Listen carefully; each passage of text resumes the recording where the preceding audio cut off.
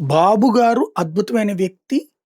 ఆయన మాత్రమే అద్భుతమైన వ్యక్తి. మిగతా వాళ్ళందరూ సరైనోళ్ళు కాదు అని చెప్పే ప్రయత్నమే చేస్తుంది 'జ్యోతి'. ఇప్పుడు బాబు గారి తర్వాత 'లోకేష్ బాబు' గారు ఆ స్థాయి. మిగతా వాళ్ళందరూ ఆ స్థాయిలో లేరు అని చెప్పే ప్రయత్నం చేస్తుంది. ఫెయిల్ అయితే కార్యకర్తలు, నాయకులు, మంత్రులు, ప్రజాప్రతినిధులు. సక్సెస్ అయితే బాబు గారు. ఇది 'జ్యోతి' ట్రెండింగ్ లేకపోతే స్టైల్ ఆఫ్ ఫంక్షనింగ్. ఇప్పుడు ఒకే రోజున ఇద్దరు మంత్రుల మీద రాసుకొచ్చింది. ఓ పక్కన అనగాని సత్యప్రసాద్, రెండో పక్కన రవాణా మంత్రి రాంప్రసాద్ రెడ్డి.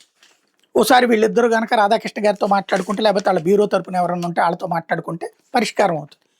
ఏం మాట్లాడుకోవాలో, ఎలా జరుగుతుందో వాళ్ళకి తెలుసు, వీళ్ళకి తెలుసు. అది తెలిసిన వాళ్ళకి తెలుసు బేసిక్‌గా.